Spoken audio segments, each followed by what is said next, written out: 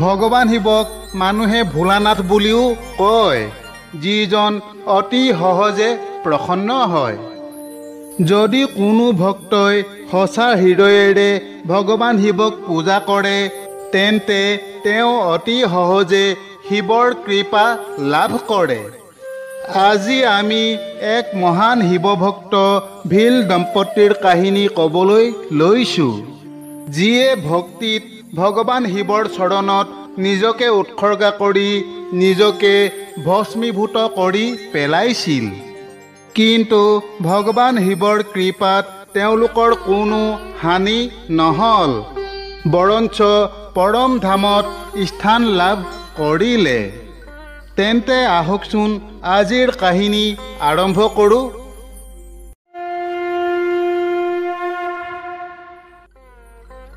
পাঞ্চাল দেশৰ এজন ৰজা আছিল সিংহকেতু।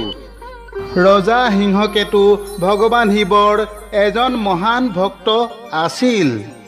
ৰজাই শিৱ পূজা আৰু চিকাৰ কৰা এই দুয়োটা কৰ্ম কৰিবলৈ ভাল পাইছিল। তেওঁ প্ৰতিদিনে হাবিত চিকাৰ কৰিবলৈ গৈছিল। তেনেকৈয়ে এদিন ৰজা সিংহকেতু এখন ঘন অৰণ্যৰ মাজেৰে এটা ধ্বংসপ্ৰাপ্ত মন্দিৰৰ কাষেৰে পাৰ হৈ গৈছিল। ৰজাই চিকাৰ খেদি আগুৱাই গ'ল, কিন্তু ৰজাৰ লগত যোৱা এজন ভিল সেৱকে ভালদৰে চাই দেখিলে যে সেইটো এটা শিৱ মন্দিৰ। তাৰ ভিতৰত লতা আৰু পাতেৰে আগুৰি থকা এটা শিৱলিংগ আছিল। সেই ভিলজনৰ নাম আছিল চান্দ। ৰজা সিংহকেতুৰ সান্নিধ্য পায় আৰু তেওঁৰ ৰাজ্যত বাস কৰি থাকিবলৈ লোৱাৰ পাছৰে পৰা ভিল চান্দও এজন ধাৰ্মিক প্ৰবৃত্তিৰ মানুহ হৈ পৰিছিল। জৰাজীৰ্ণ মন্দিৰটোৰ ভিতৰত থকা শিৱলিংগটো দেখা পাই চান্দভিলে সেইটো উঠাই লগত লৈ আহিল। শিৱলিংগটো আনি ৰজাক দেখুৱাই চান্দে ৰজাক ক'লে, মহাৰাজ, এই শিৱলিংগটো অৰণ্যৰ মাজত পৰি আছিল, গতিকে মই লৈ আহিলোঁ। যদিহে অনুমতি দিয়ে তেন্তে মই এইটো ঘৰলৈ লৈ যাব বিচাৰোঁ। কিন্তু ইয়াৰ পূজা কেনেকৈ কৰিব লাগে মই নাজানো, গতিকে আপুনি মোক ইয়াৰ পূজা বিধিৰ বিষয়ে কওক, যাতে মই নিতৌ ইয়াক পূজা কৰিব পাৰোঁ। তেতিয়া ৰজাই ক'লে, ঠিক আছে চান্দ, তুমি এইটো লৈ যোৱা, কিন্তু তুমি বহুত নীতি নিয়মেৰে ইয়াৰ পূজা কৰিব লাগিব। সদায় গা ধুই ফুল আৰু বেলপাতেৰে সজাই ধূপ দীপ জ্বলাই অক্ষত মিঠা ফল আগবঢ়াবা আৰু জয় ভোলে শংকৰ বুলি কৈ পূজা আৰম্ভ কৰিবা। এই কথা কোৱাৰ পাছত ৰজাই ধেমালিতে ভিলজনক ক'লে, চান্দ, তুমি এই শিৱলিংগত সদায় চিতা ভস্ম আগবঢ়াব লাগিব আৰু সেই চিতা ভস্ম গৰম হ'ব লাগিব, তেনেহ'লেহে ভোগ আগবঢ়াব লাগে। ভিলজনক এনেদৰে কোৱাৰ পাছত ৰজাই নিজৰ ৰাজ্যলৈ উভতি গ'ল। আনহাতে সেই অৰণ্যতে বাস কৰা ভিল চান্দে নিজৰ ঘৰলৈ গৈ পৰিষ্কাৰ ঠাইত শিৱলিংগটো প্ৰতিষ্ঠা কৰিলে আৰু নিতৌ সেই শিৱলিংগৰ পূজা কৰাটো নিয়ম কৰি লৈছিল। ভিল চান্দে সদায় কৰা পূজা উপাসনা দেখি তেওঁৰ পত্নীৰ মনতো ধৰ্মীয় সংস্কাৰ গঢ়ি উঠিছিল। তাইও পূজা কৰাত ভিলক সহায় কৰিবলৈ ধৰিলে আৰু কিছুদিন পাছত ভিল মহিলাগৰাকীয়ে পূজাৰ প্ৰতি যথেষ্ট আগ্ৰহ ল'বলৈ ধৰিলে। এদিন ভিলে পূজা কৰিবলৈ লৈ দেখিলে যে সকলো পূজাৰ সামগ্ৰী আছে, কিন্তু চিতা ভস্ম আনিবলৈ পাহৰি গ'ল। তেওঁ হাবিৰ ওচৰতে থকা শ্মশানলৈ দৌৰি গ'ল। চান্দ তালৈ গৈ দেখিলে যে আজি এটাও চিতা জ্বলোৱা নাই। চান্দৰ মনত আছে যে যোৱা নিশা চিতা জ্বলোৱা হৈছিল আৰু তেওঁ তাৰ পৰাই ভস্ম লৈ গৈছিল। কিন্তু এতিয়া যোৱা নিশা জ্বলোৱা চিতাৰো ভস্ম দেখিবলৈ নাই। চিতা ভস্ম নাপাই ভিলজন দৌৰি ঘৰলৈ উভতি আহিল। ভস্মৰ পাত্ৰটো ওলট পালট কৰি চালে, কিন্তু তাত নামমাত্ৰও ভস্ম নাছিল। চিন্তা আৰু হতাশাত ভিলজনে পত্নীক মাতিলে। স্বামীৰ মাত শুনি পত্নীয়ে ওচৰলৈ আহি ক'লে, স্বামী, আজি আপুনি ভস্ম নোহোৱাকৈয়ে পূজা কৰক, বাকী সকলো সাজু হৈ আছে। ভিলজনে ক'লে, নাই, এইটো হ'ব নোৱাৰে। ৰজাই কৈছিল যে শিৱলিংগ পূজাৰ বাবে ভস্ম বৰ গুৰুত্বপূৰ্ণ, কিন্তু মই ভস্ম বিচাৰি নাপালোঁ।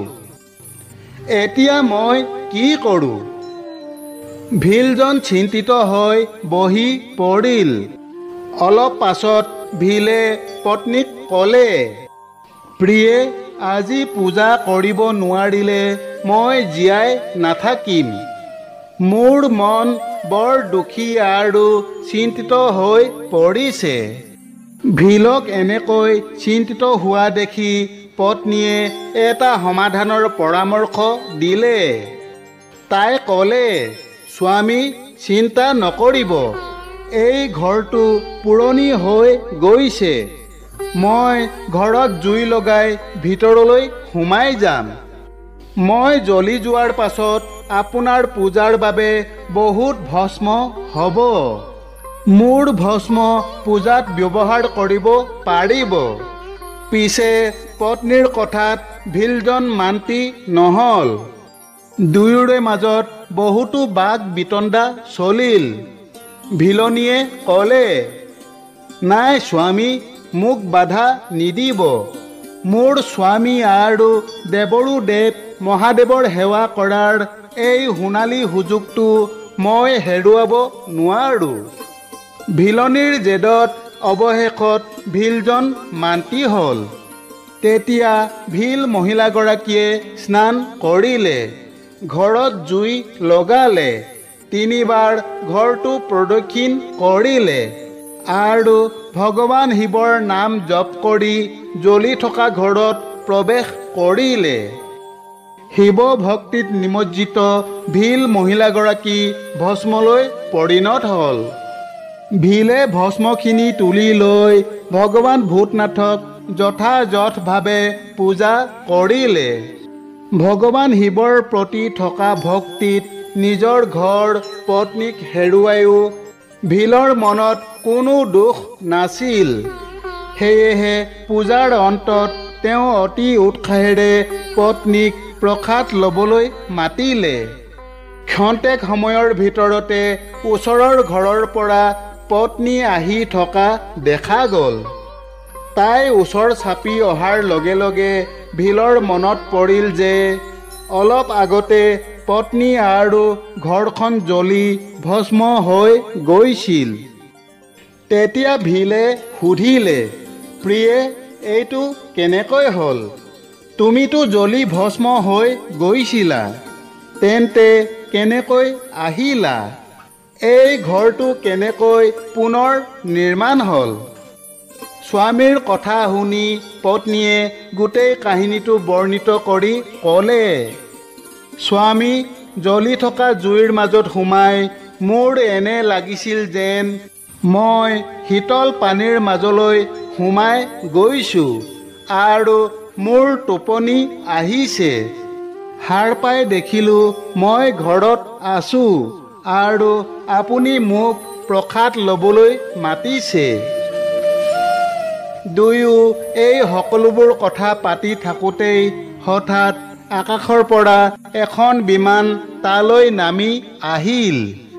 তাত ঈশ্বৰৰ 4জন গণ আছিল। গণ কেইজনে দুয়োকে হাতেৰে ধৰি বিমানত তুলিলে। গণ কেইজনে স্পৰ্শ কৰাৰ লগে লগে দুয়োৰে শৰীৰে দিব্য ৰূপ পালে।